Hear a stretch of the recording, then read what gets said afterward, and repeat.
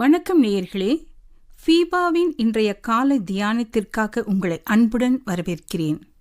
கர்த்தராகிய இயேசு கிறிஸ்துவின் நாமத்தினாலே உங்கள் எல்லாருக்கும் வாழ்த்துதலை கூறிக்கொள்கிறேன். இந்த பாட்காஸ்ட் சீரியஸ்லே கடைசி நாளுக்கு நாம் வந்துவிட்டோம். என்னோடு கூட நீங்கள் எல்லாரும் ஒரு பயணத்தைப் போல தொடர்ந்து என்னோடு வந்திருப்பீர்கள் என்று நான் விசுவாசிக்கிறேன். கடந்த 6 நாட்களிலும் அநேக கேள்விகளை குறித்து நாம் சிந்தித்தோம்.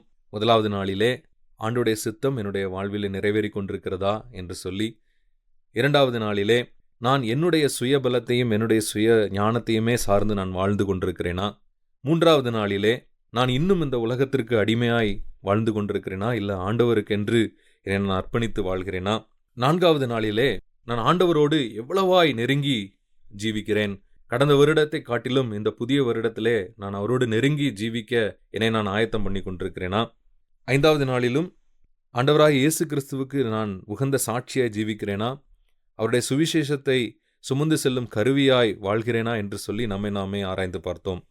அதே போல 6வது நாளிலும் மிக முக்கியமான நம்முடைய வாழ்வின் நோக்கத்தையே உறுதிப்படுத்தும் ஒரு கேள்வி, அவருடைய 2ஆம் வருகைக்கு நான் ஆயத்தப்பட்டு கொண்டிருக்கிறேனா. இந்த கேள்விகளையெல்லாம் நாம் ஒருமுகப்படுத்தி பார்த்தோம் என்றால் ஒன்றன் பின் ஒன்றாக வருவதை நீங்கள் கவனிக்க முடியும். நாம் நிச்சயமாக நம்முடைய வாழ்வை ஆண்டவருக்கென்று அர்ப்பணித்து அவருடைய சித்தத்தின்படி நாம் ஜீவிக்க வேண்டும். அவருடைய சித்தத்தின்படி நாம் ஜீவிப்பது என்றால் நம்முடைய சுய பலத்தை சாராமல், சுய ஞானத்தை சாராமல் அவரை சார்ந்து வாழ வேண்டும். நாம் அப்படி வாழ்ந்தோம் என்றால் நாம் இந்த உலகத்திற்கு முன்பாக ஆண்டவருடைய அன்பை பறைசாற்றுகிற பிள்ளைகளாய் மாத்திரம்தான் இருக்க முடியும். நாம் 2 வாழ்க்கையை நாம் வாழ முடியாது. மாய்மாலமான வாழ்க்கையை நாம் வாழ முடியாது.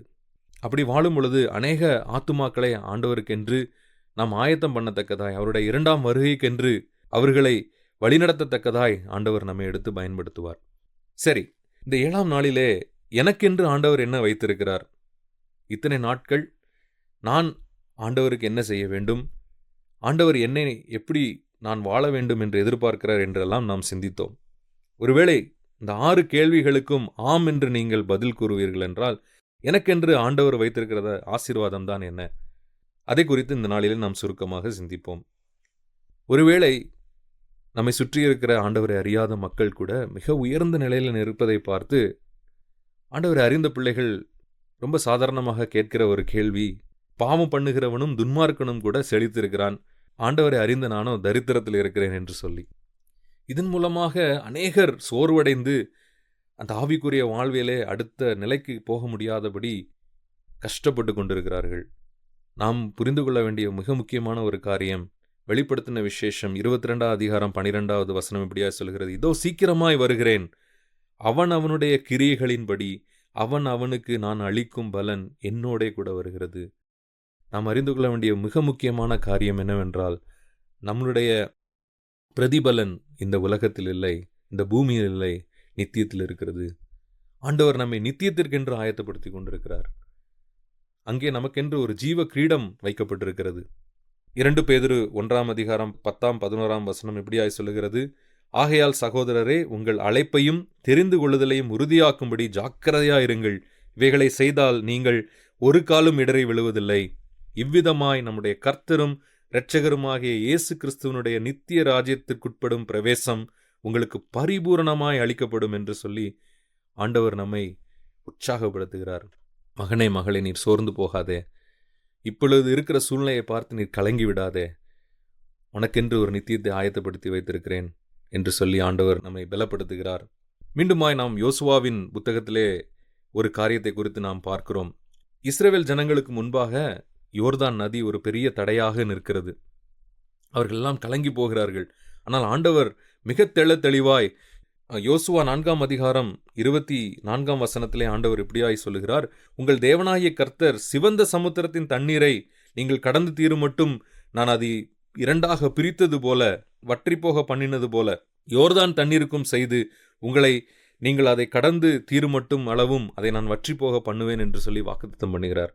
ஒருவேளை இந்த புதிய வருடத்திலே காலடித்து வைத்திருக்கிற நீங்கள் தடையாய் நிற்கிற காரியங்களை பார்த்து சோர்ந்து போகாதபடி, யோர்தானை 2ஆய் பிளந்தவர் என்னோடு இருக்கிறார் என்று விசுவாசத்திலே பலப்படும்படியா இந்த வார்த்தைகளை நான் உங்களோடு பகிர்ந்து கொள்கிறேன். கடைசியாக 2 கொரிந்தியர் 9ஆம் அதிகாரம் 10வது வசனம் இப்படியாய் சொல்லுகிறது, விதைக்கிறவனுக்கு விதையையும் புசிக்கிறதற்கு ஆகாரத்தையும் அளிக்கிறவர் உங்களுக்கு விதையை அளித்து அதை பெருக பண்ணி உங்கள் நீதியின் விளைச்சலை வர்த்திக்க செய்வார்.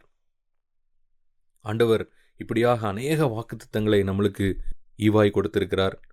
இந்த வார்த்தைகளை எல்லாம் நாம் விசுவாசித்து ஆண்டவருடைய சமூகத்திலே ஒவ்வொரு நாளும் கடந்து சென்ற, ஆண்டவரே என்னை நீர் பலப்படுத்தும், இந்த நாளுக்குரிய ஓட்டத்தை ஓடி முடிப்பதற்கு எனக்கு நீர் பலனை தாரும் என்று சொல்லி அவருடைய பலத்தையும் ஆவியானவருடைய துணையையும் நான் சார்ந்து வாழ்வேன் என்றால் இந்த புதிய வருடத்திலே அவருக்கு உகந்த சாட்சியாய், அவரோடு நெருங்கி ஜீவிக்கும் ஒரு நண்பனாய் நான் வாழ முடியும்.